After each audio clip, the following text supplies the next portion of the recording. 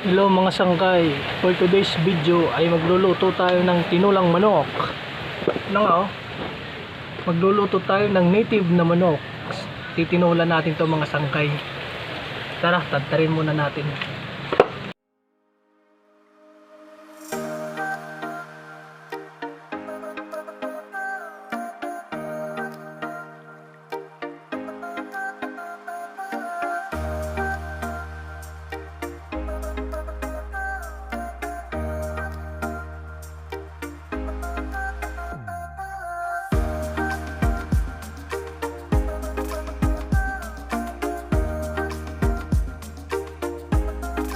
Ito na yung manok mga sangkay. Pakukuluan ko muna to para lumambot gamit yung rice cooker. Gamit yung rice cooker namin mga sangkay. Okay. Balatan muna natin tong papaya mga sangkay para pansawag natin mamaya sa tinulang manok. Yung tinulang native na manok. Balatan muna natin gamit ito.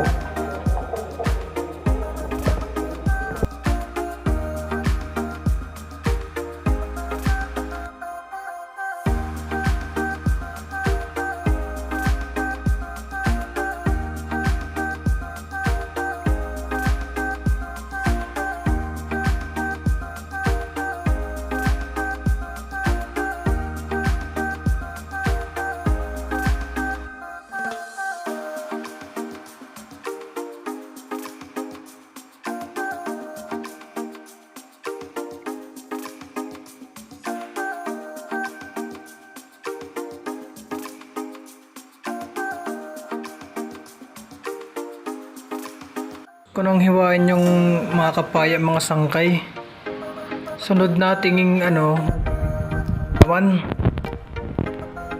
kamalunggay naman. Itong malunggay himayin natin. Maganda din yung may malunggay kasi maraming nutrient yung nabibigay na ito mga sangkay, maraming benefit. Tara, himayin na natin.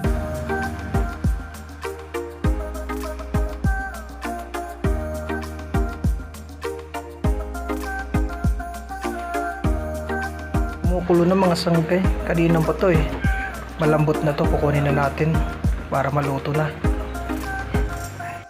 Ito na yung mga kailangan ko para maluto yung native na tinulang manok mga sangkay. Ito na nga yung manok mga sangkay malambot na yan. At ito naman yung sabaw ng pinakuluan, ilalagay ko yan mamaya para mas masarap. Yan, ready na. Ito na rin yung panggisa, gisayin na natin. Alright, buksan muna natin yung kanan mga sangkay.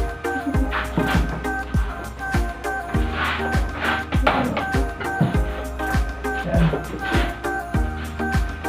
kunin natin yung manok.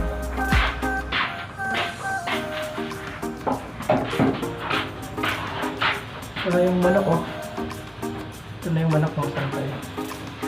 Lalagay na natin para magisa.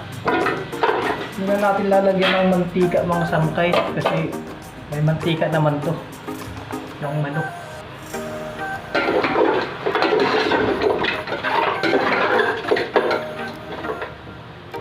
Lagay natin yung sibuyas at kamatis.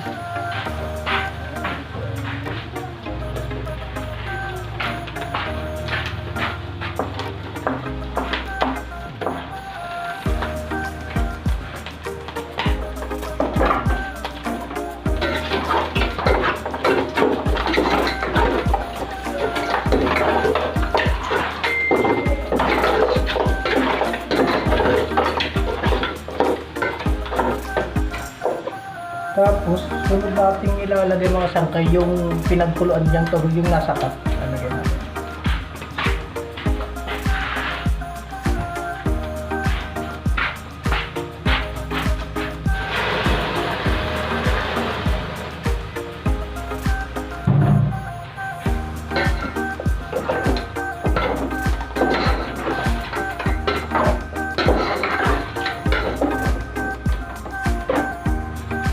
Tapos dagdagan natin ng tubig.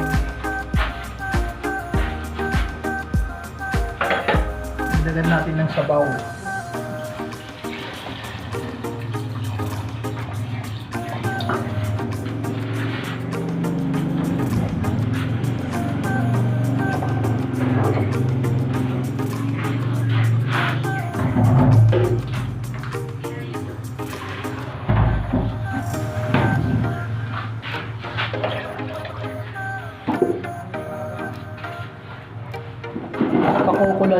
natin mga sangkay.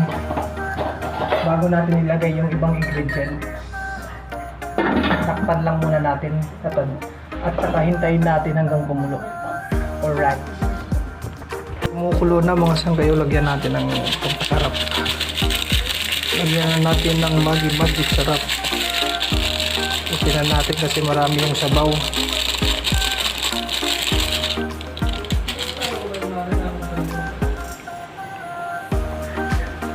Kluban na ulit natin. Lagyan na natin ng papaya mga sangkay kasi palalambutin pa natin to.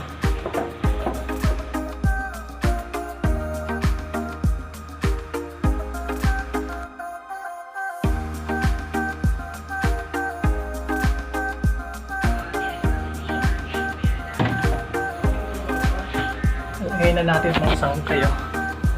Yan na nalagay na natin. Ayos. Palalambutin pa natin tong kapaya.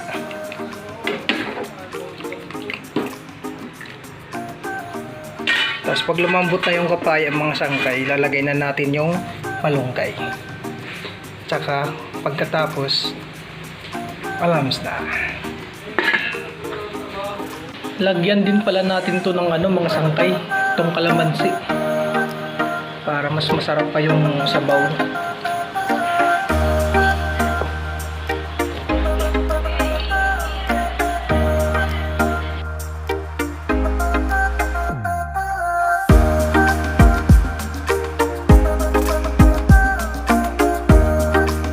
Yan natin tong kalamansi mga sangkay.